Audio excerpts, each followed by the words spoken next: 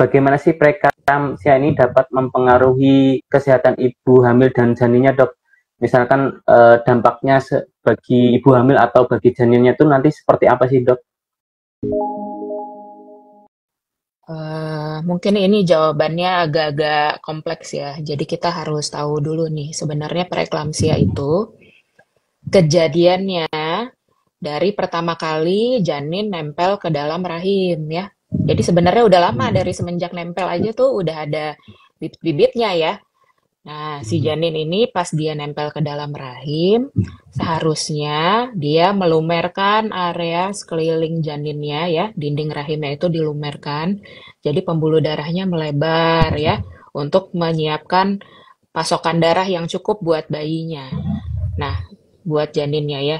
Kalau misalnya pada preeklamsia, pelebaran pembuluh darah ini tuh kurang maksimal. Jadinya dia aliran darah ke bayinya itu kurang bagus. Mungkin di trimester 1 sampai 13 minggu gitu nggak akan ada keluhan apa-apa.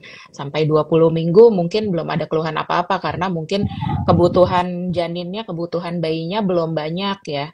Nah, begitu sudah di atas 20 minggu, di mana dia sudah harus menumpuk lemak di tubuhnya, aliran darahnya sudah jelas di bayinya, produksi urinnya sudah mulai banyak bayinya.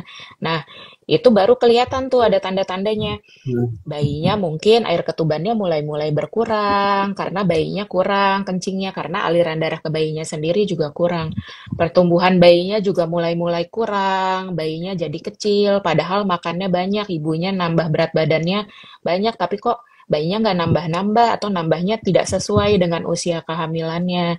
Itu, nah, karena tubuh ibunya baik ya, pengennya supaya bayinya tetap tumbuh besar. Jadi akhirnya tekanan darah ibunya mulai naik nih untuk ngasih makan bayinya. Jadi mulailah ada muncul tekanan darah tinggi dalam kehamilan yang sebenarnya penyebabnya sudah dari awal-awal hamil.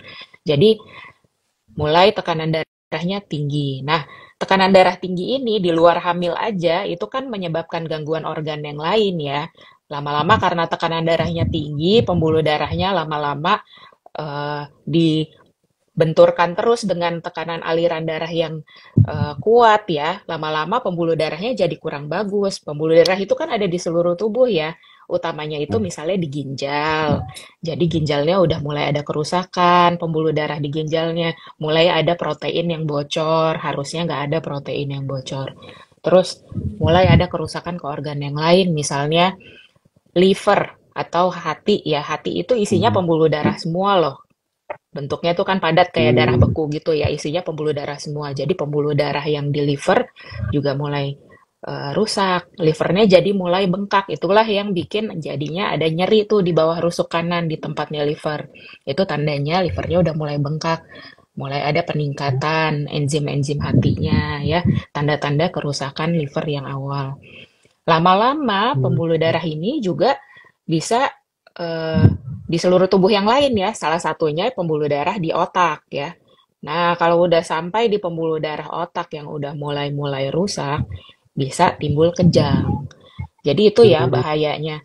Kalau dibiarkan terus-terusan, karena sebenarnya preeklamsia ini sebabnya karena ada bayinya yang harus dikasih makan. Jadi bayinya nggak segera dilahirkan, kita tunda-tunda sampai secukup bulan mungkin ya, dengan harapan mungkin bayinya sebesar mungkin dengan tekanan darah yang tinggi terus, dengan kerusakan ginjalnya yang sudah mulai tambah lama tambah parah, dengan mulai kerusakan livernya yang tambah lama tambah parah.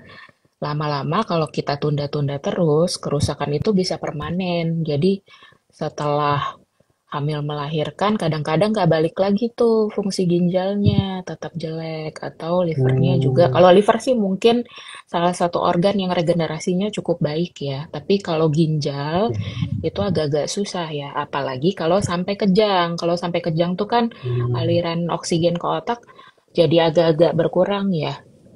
Kalau misalnya syukur-syukur aliran oksigennya masih bagus sih ya oke ya. Cuman kalau misalnya udah sampai kejangnya berulang, mungkin bisa nggak balik lagi tuh. Jadi udah kayak stroke aja gitu. Itu bahayanya preeklamsia ya bagi bayi dan ibunya. Nah, kalau buat bayinya bahkan bisa sampai bayi dan ibunya ya. Bayinya karena Mm. pertumbuhan yang nggak bagus, aliran darahnya tambah lama tambah jelek, terus karena eh, tekanan darahnya tinggi ya di plasentanya juga, lama-lama bisa bikin jadi ada penggumpalan darah juga karena pembuluh darahnya udah mulai kurang bagus. Akhirnya bisa jadi sampai ke kematian bayi. Kalau ke ibunya tadi ya, kerusakan organ yang permanen, sampai bisa juga sampai kematian ibu kalau yang paling bahayanya. Makanya kan satu dari Oke. dua atau satu dari tiga lah penyebab kematian tersering ibu hamil dan melahirkan itu preeklamsia.